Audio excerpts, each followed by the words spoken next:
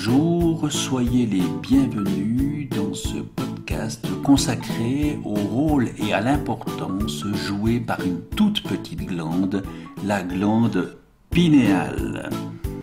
Elle se trouve au milieu de notre tête. Elle fait à peine 8 mm et ressemble à une pomme de pin, à une ruche ou un épi de maïs minuscule. Cette glande est considérée comme une glande maîtresse car elle règle beaucoup de cycles corporels et de production de plusieurs hormones. La glande pinéale, étant donné qu'elle n'est pas constituée par du tissu cérébral, se trouve à l'extérieur de la barrière du sang cérébral et devrait réagir aux produits chimiques et drogues apportés par le sang. Mais justement, le corps protège cette glande pinéale avec une farouche ténacité. Les poussées liées au stress, à l'adrénaline, etc., qui sont sécrétées dans le sang, ne vont jamais à la glande pinéale. Le système de sécurité de la glande, constitué de cellules nerveuses aspirantes, ne fait que nettoyer tous ces produits qui pourraient influencer son fonctionnement. Il n'est pas étonnant que cette barrière rende pratiquement impossible la stimulation de la glande pinéale pour produire notre somnifère, la mélatonine. De minuscules vaisseaux sanguins entourent cette glande. Aussi, une fois qu'elle a fait de la mélatonine, l'hormone du sommeil entre rapidement dans le courant sanguin et se répand dans tout le corps. La glande pinéale peut aussi directement diriger sa mélatonine à travers le fluide cérébrospinal. Pour le docteur Russell Reiter, un grand spécialiste de cette mélatonine, il résume l'importance de la glande pinéale comme suit. Elle joue un rôle essentiel pour maintenir de saines habitudes de sommeil, y compris pour faire baisser la température du corps. Elle réduit le cholestérol et les risques d'artériosclérose et de maladies coronariennes.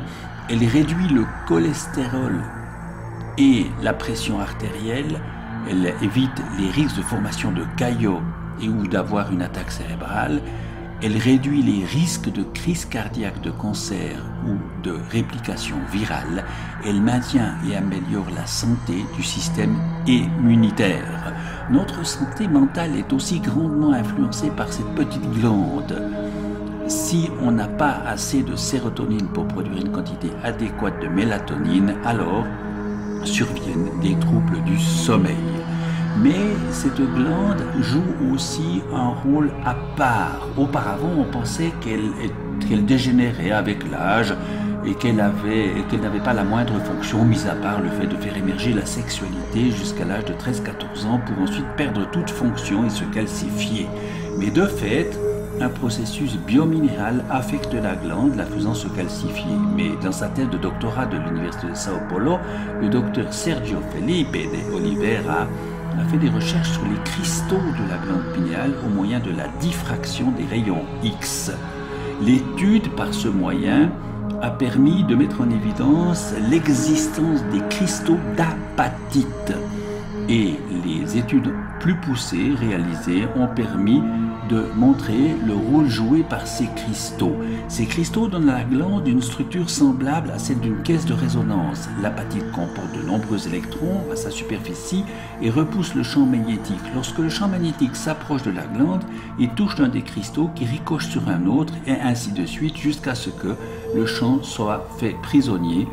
Plus une personne dispose de ces cristaux, plus elle aura des possibilités de capter des ondes électromagnétiques et donc des informations venant du champ de l'espace-temps.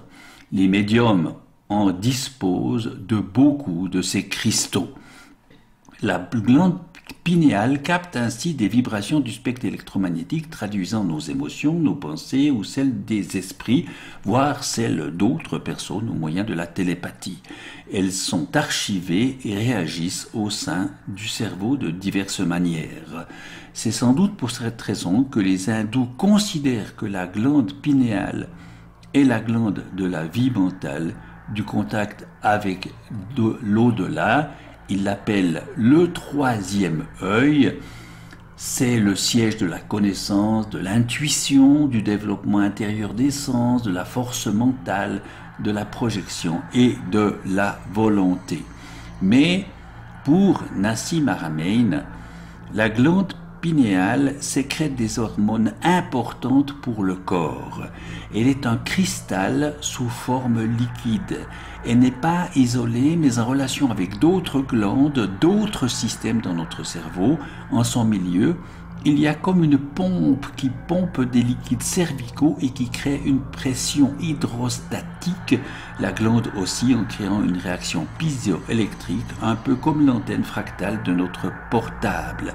Cette glande pourrait aussi être à l'origine de la production du nectar que nous recevons via les sinus. Ce nectar, un sage indien, Prahlad Jani, affirme qu'il n'a pas mangé ni bu durant 70 ans. Après de nombreux tests, les médecins ne savent toujours pas comment cela est possible. Cette glande fonctionne comme un processeur, un CPU, une antenne Wi-Fi, mais son oscillation peut être entravée par des composants chimiques comme le fluor, semble-t-il, ou par des minéraux qui vont la calcifier. Cela réduirait notre capacité à capter des informations du vide. On en serait plus isolé et moins créatif. Cela nous déconnecte les uns des autres. On peut imaginer que cette glande capte des photons invisibles à une fréquence différente de celle des champs magnétiques dans la bande visible. Et vous pouvez imaginer, nous dit Nassim, qu'en devenant plus conscients de ces informations, nous devenons aussi plus conscients, sensibles et précis au sujet de notre environnement.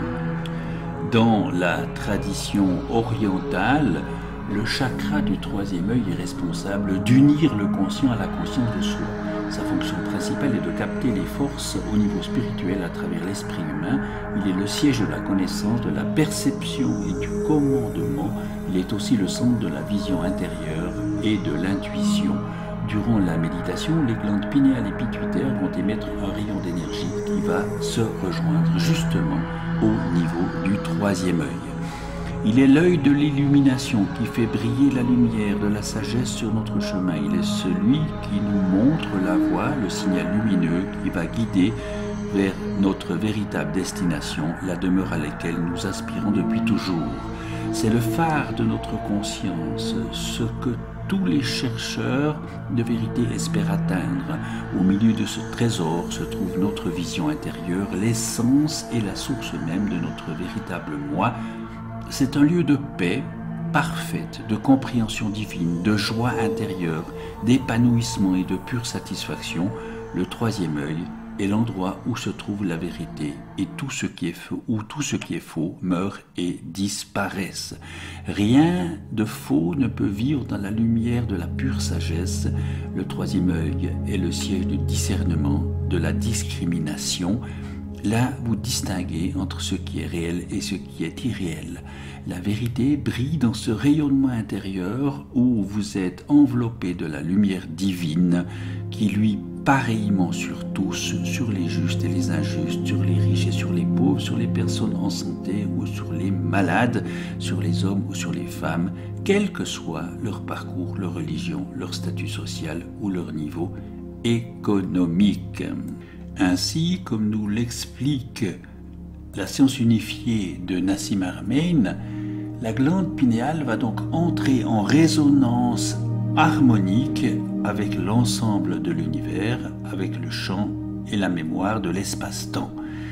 Il existe une relation harmonique qui résonne entre toutes les sphères de l'espace, des plus petites aux plus grandes. Pensez à tous les protons qui vibrent et résonnent entre eux, pensez à tous les électrons qui vibrent et résonnent entre eux, nous dit Nassim Haramein, puis à toutes les planètes, à tous les systèmes solaires, toutes les étoiles, les galaxies, les superamas qui vibrent et résonnent entre eux dans l'univers.